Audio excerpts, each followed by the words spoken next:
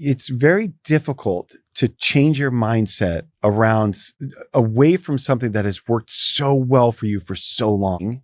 Institutions come into the space and start buying. And it's interesting because you hear of the big players, and some of the big banks who are buying MicroStrategy, and some of the big banks who are buying some IBIT and whatever, and some sovereigns. But just talking about institutions and ones that you would never even heard of, like for instance, I was talking about this the other day, that when you look at the ETFs and the holdings of ETFs, sometimes you have massive players in there that people would not even recognize, and so that's important.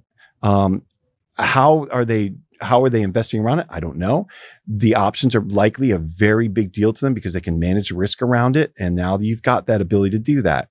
So the point is that now we're starting to see players come into the space that may not have come in before because of those operational issues. Now, even hedge funds, but forget about pension funds and endowments. They couldn't come in before the ETFs. Now they can. Mm-hmm. So, but as Bitcoin does solidify itself as an asset in that total investable universe, and that volatility does dampen a little bit. I believe it's going to continue to be volatile for weeks and weeks, or months and months, and maybe some years here, likely years here. But once it does that, then it starts to draw from the rest of that investable universe, not just from stocks and risk assets, but now it's going to draw from bonds and from real estate, because it's an easier asset to get a hold of for real estate than, you don't have to have management and oversight and maintenance fees and all those costs involved. Super simple. It's just a store of value rather than have an illiquid store of value of real estate. You have a very liquid store of value in Bitcoin. I believe that will be one of the buckets it starts to draw from. And then obviously bonds, with everything we're seeing that's going on the sovereign level, and how all of that debt and all that risk in the great financial crisis was kicked up to the sovereign level. Mm-hmm. Now we have a problem there, and we have necessary debasement of our currencies, of our fiat currencies that you talk about all the time, that bond investors are waking up to. And then they're realizing they need a better return on their longer dated bonds in order to get a real return against actual inflation, not the CPI inflation, but real inflation. Right. And so that's a kind of a big picture overview of where we're at and where Bitcoin kind of fits in, but it will eventually start to draw from those other asset classes, I believe. We don't know exactly what's going on with the custodians of Bitcoin. We don't know if they're fractionalizing it at all. We don't truly know until Coinbase releases exactly what all the addresses are and exactly how they're holding them and verifies that. Like we have audits. I don't know. Do I expect it? No.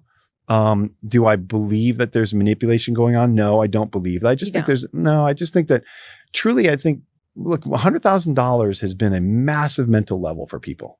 It jumped over it, came back, jumped over it, came back, jumped over. It's done it like 4 or 5 times.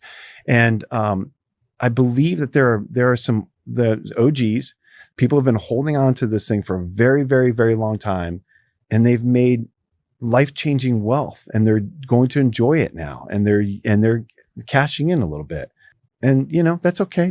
They have way more than you and I do, and they're just cashing in, and that's okay. But I don't believe it's being suppressed. That's not my belief. Is it possible? Sure. Of course it is.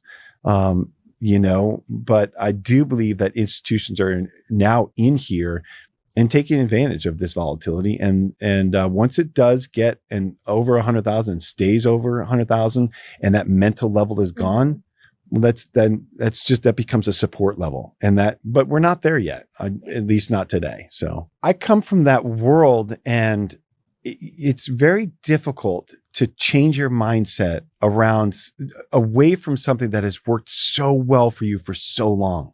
And so part of the issue is just the messaging around Bitcoin. We have a lot of people who talk about Bitcoin saving the world, and how Bitcoin fixes this. Is the saying, right? And it does fix a lot of things. But when you talk about that, all the traditional institutional investors hear is this is disruptive. is it really disruptive? Can I believe that's really disruptive? Is it going to really disrupt the payment systems? Is it going to really disrupt gold as the ultimate store of value? And that's where you get into that question that you and I had chatted about very briefly a couple of days ago, which is, well, Bitcoin doesn't have any cash flows. Like, how do you value it? There's nothing there. And that's why Buffett called it rat poison squared, because it doesn't have any inherent value. There's nothing you can hang it on. And gold had suffered this for a long time, that there's no dividends. There's no cash flow from it. You're not creating anything from it. You're just storing things into it and hoping that somebody will buy it from you at a better price later. And that's all you're hoping for. But if you think about it, but gold is gold's a base metal. So, it can't be destroyed basically. So, it's going to be there. The question is, how much money is going to be chasing after that? And that's what gold investors that's what they anchor themselves to, is the expansion of the money supply means that there's going to be more dollars chasing after that. So of course it's going to be, Mm-hmm. And so, but what's the great utility? there's definitely some utility for gold, but the big utility for it is jewelry. You have some on you, so, that's the base utility.